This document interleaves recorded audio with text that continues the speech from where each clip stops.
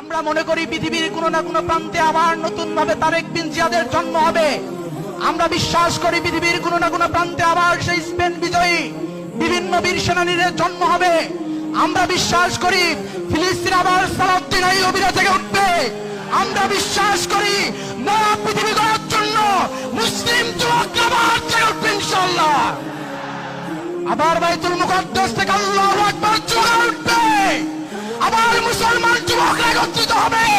আবার পৃথিবীর বুকে ইসলাম মাথাদার করাবে এবং সারা পৃথিবীর নেতৃত্ব দিবে, ন্যায় এবং ইনসাফ কায়েম করবে ইনশাআল্লাহ। পৃথিবীতে যারা সুখ আর শান্তির কথা বলে বিভিন্ন তন্ত্র মন্ত্র প্রতিষ্ঠা করার জন্য মানুষের সামনে স্লোগান দিয়েছিল, তারা কিন্তু কবরে যাওয়ার সাথে সাথে তাদের ইজমগুলো কবরে চলে গেছে।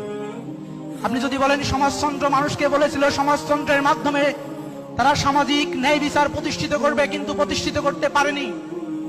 তারা বলেছিল কমিউনিজমের মাধ্যমে মানুষের অধিকার প্রতিষ্ঠিত করবে, কিন্তু প্রতিষ্ঠিত করতে পারেনি।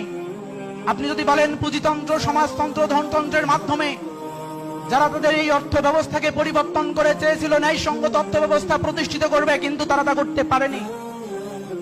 বরঞ্চ তারা প্রতিষ্ঠিত করেছে এমন কিছু যা কিছু বুর্জোয়া শ্রেণী তৈরি করেছে।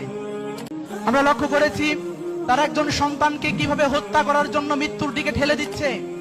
মা তার সন্তানের জন্য পানি পানি করে চিৎকার করছে, কিন্তু কোথাও গাজায় পানি নেই।